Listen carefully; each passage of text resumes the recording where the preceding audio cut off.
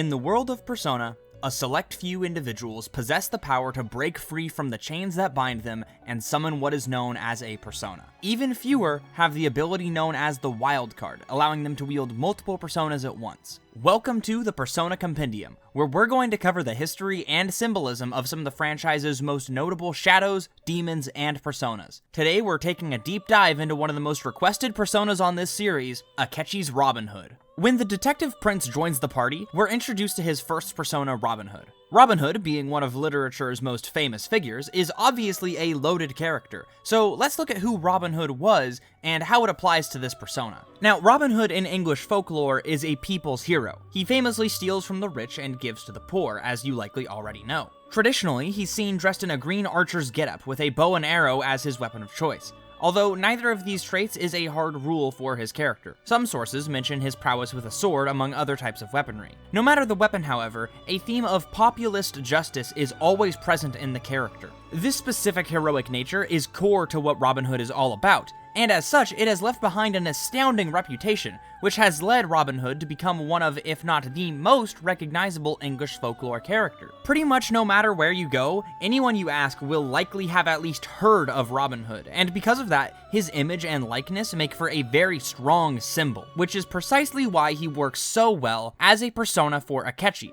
But before we get too deep into things, let's look at Robin Hood's design. Now, the Robin Hood we see in Persona sports a very regal and intricate design that evokes a noble and righteous feeling. His body is shaped like classic superheroes from American comic books, with a distinct triangle shape formed by the chest and hips. This striking muscular design is reminiscent of Robert Liefeld's famous, or infamous depending on who you ask, superhero designs. In fact, on the note of superheroes, according to a comment in the design works, it stated that Robin Hood is directly based on Superman, taking inspiration from his famous S symbol and large proportions. His design is also characterized by classic English theming, with rectangular frills around his boots and skirt. This theming is also seen in his massive golden bow, as it's said to be the weapon of choice for the actual Robin Hood from English folklore. Now, in terms of color, he's adorned by white, red, blue, and yellow, with some gray accents to complement things. Now, these colors not only complement Crow's metaverse costume, but are also common colors used by American comic book heroes to convey the theme of righteousness and justice. From looking at this design and understanding its roots in American superheroes, we can begin to see some clear purpose behind this persona. While Akechi is using Robin Hood, he is still undercover, so to speak. Many of his actions and words are deliberate choices made to craft a character that is appealing to the public and to the Phantom Thieves. As the detective prince, he needs to be seen as a symbol of justice for the people in order to keep his position.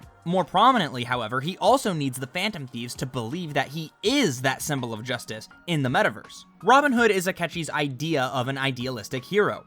It takes all of the common tropes of a good guy and rolls them into one massive culmination that can almost feel a bit overbearing. This persona just absolutely screams good guy, so much so that it hints at Akechi's desire to deceive the people around him. Now, this idea is further supported by the personas of the real Phantom Thieves. When we look at other personas in the party, none of them come off as so overly heroic. Most of them have darker color schemes and work with a more edgy and less traditional design. I mean, look at Arsene's lanky body and hellish demon face, or the provocative and striking elements on Carmen's design. None of the main cast has such unwavering heroism in their personas, and many of them can look downright menacing. However, I would wager that Akechi's desire to be seen as a hero to hide his more sinister true nature created a persona from what he deemed to be the strongest and most obvious symbols of heroism and justice. Now, while this may seem a bit obvious to a player who knows the twist that Akechi is actually a bad guy, in the lore of the game, this is actually pretty genius. Personas are manifestations of one's inner being. They are physical interpretations of your will, and as such, you can learn a lot about someone from just their persona. As the detective prince, Akechi is already seen as a paragon of justice in the real world, punishing criminals and solving unsolvable cases. Then take that to the metaverse, and his persona is an amalgamation of extremely potent heroic symbols. Everything about Robin Hood is charged with themes of justice and heroism, and because of that, he makes for the perfect disguise. But there does exist a hint to Akechi's true nature baked into Robin Hood.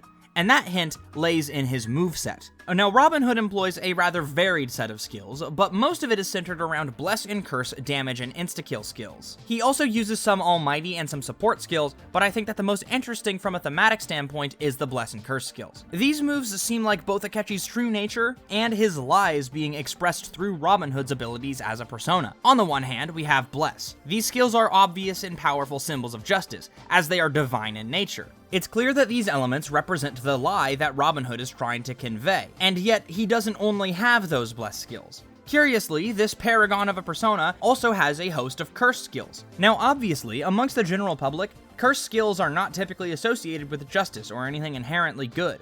To many, curse skills can be interpreted as evil or devilish skills, and in the context of Robin Hood, I think this is Akechi's true personality showing through. As much as he may try to hide it, he's still harboring sinister plans beneath the facade he puts on in front of the Phantom Thieves. But I would argue that the decision to make the second set of moves curse skills goes even deeper than that. We often see curse skills on personas used by Joker, and as a result, these tend to take on a theme of rebellious justice. We see ultimate personas like Satanael and other hellish personas using them to great effect, and under this lens, they can also be seen as a kind of justice on their own. I interpret curse skills in Persona as an individual form of justice. Curse skills are the avenue of rebellion that Joker uses to free the world and impart his own sense of justice onto society.